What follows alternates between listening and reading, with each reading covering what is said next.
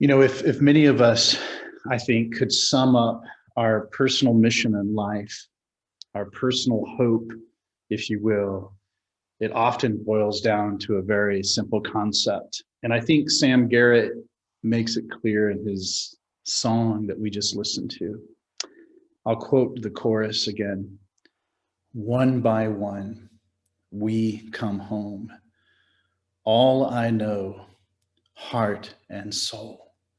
Just let go of what you hold. One by one, we come home. While we use words like community or social network or even support systems, the reality, I believe, of our growing need for something outside of our individual selves can be ascertained in a very quick and common phrase that we use in English. I feel at home. I mean, is there any more powerful a combination of words strung together in our language?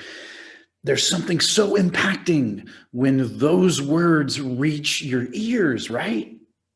When someone lets that phrase pass through their lips, and they stare into your eyes, it's as if they're saying, I love you. It's just that deep when someone says, I feel at home. Doesn't it ignite feelings of absolute care and duty in your core? Don't you, like, when you hear that, it's almost like you have this feeling, it catalyzes a feeling of wanting to protect and maintain and nourish and feed and care for when you hear a statement like that. It is sacred. It is sacred. When someone says, I feel at home here, or I feel at home with you, it cuts to you. I know it does, because it cuts to me. And it holds me accountable that there's a growing community or intimacy among people. Oh, when someone has indicated to you this feeling, you can't ignore it, and you feel close and drawn in. You feel like you've been chosen out of all the others, that you have helped create home for someone else. I don't know if there's anything more special than that. They feel at home with you, and hopefully you're reciprocated immediately by feeling at home with them. You engender, it's this whole bond, it's this idea that you're in this together. Community on this intimate level, it's what we crave at our core, to feel at home with one another. So when our musician friend Sam Garrett shares that vision, when he talks about one by one we come home, a running theme in many of Sam's deepest song soliloquies, for sure. But we instantly gravitate to the concept because we ourselves long for that feeling with others. We want to feel at home with others. In that metaphorical envisioning, I think Sam describes the feeling he personally has when he sees human beings re-entering God's domain or God's presence one by one. In his song Upasana, which talks about, and from the Sanskrit, God and human sitting side by side, that there's this intimacy of home with one another. It also reminds us of that vision. And in this song, this one that we just listened to one by one, he points out the requirements that he feels are kind of needed, or the requirements that come to being at home again. And he mentions two things. He says, first of all, a delivering of heart and soul. And then the second thing he says is ultimately letting go of all the things in the world that we hold. You know, it can also be easily illustrated in Jesus's parable, the prodigal son returning.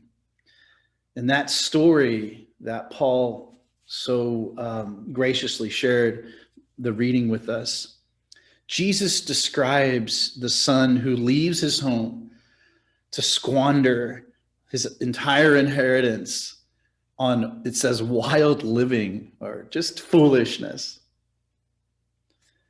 And once he's run out of everything, run out of money and everything to live on, he's squandered it all. He's living in squalor then, in a foreign land. He's not near home. He's not home anymore. He's outside of home. He's somewhere else. He's destitute and he's starving.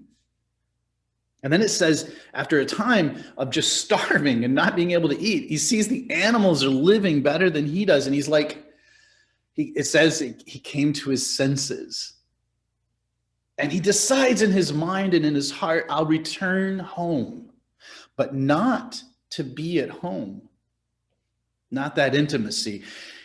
He says in the passage in the parable, it says that he just is going to come and just try to be a servant in his dad's household, and just to be a servant so he can have something to eat.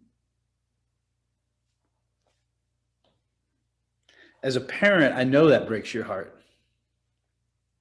And I think many of you, as you obviously, a lot of you have older children and have already experienced some levels of wanting to care for the needs of your kids. Our kids are still at home, even though they're adults, most of them. And so we haven't quite gotten to that, those types of things yet. And hopefully we never do, but these things happen in life. And so here he was, he makes a decision to come back home, to ask for forgiveness and just be a servant. But what happens? Instead, his dad loves him so much that he forgives him immediately. Not only that, he restores him to the home. He brings him back in to home. And he rejoices over him, it says. His lost son was found. His son who was dead is now alive. And he has a big party to celebrate the return of his son. And I think about, what did it take in that son to come back? What was it that took, what did it take inside of him? I think a lot of us know the parable and we think of, well, it took just losing everything.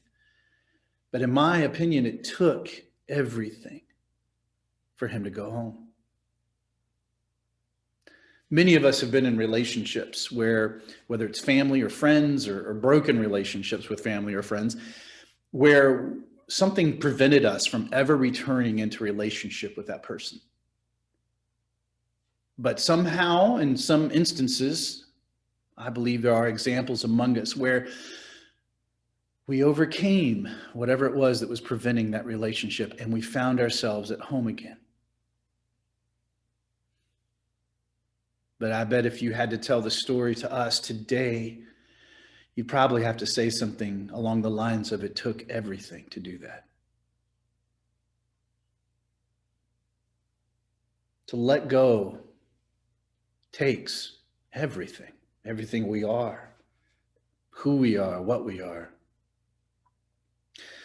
It can be so illustrated in Jesus's parable, how the son returns. And one by one, we long to return, step by step. No matter where we are in life right now, whether we're off in a strange place, squandering our resources on wild living or foolishness, or maybe we're in the thick of the mud of life. Maybe we're paralyzed and stuck, starving, or perhaps even we are sitting in the warmth of personal tranquility and peace.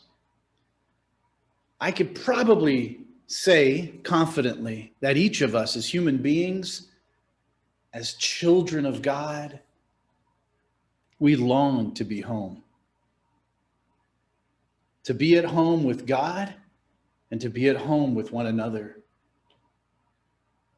And one by one, step by step, I believe we will be. But it takes everything to do it. To be at home with our Creator is to be at home with one another. Jesus summed this up in John 15 when he talks about, you abide in me as I abide in the Father. And then he says, love one another as I have loved you. You know, these are the relationships that are interlinked. Us, the Creator, the horizontal relationships on this plane, and the vertical relationships on that plane. One by one, we must make decisions of what we let go in order to be home. Heart and soul, what does that embody for you? What is your heart and soul? Because that's what it takes. It can't be half done. You can't be in just a little bit. No, you have to go all the way or die trying. Are we all in? I think each of us have to ask that. And where are we in that journey to be all in? Let's take stock of ourselves and not be afraid. Not be afraid to truly look at where we're at and what we need to let go of in order to attain, in order to be at home again. So each of us must look at those things in our lives. Identify the fear. Identify the pride.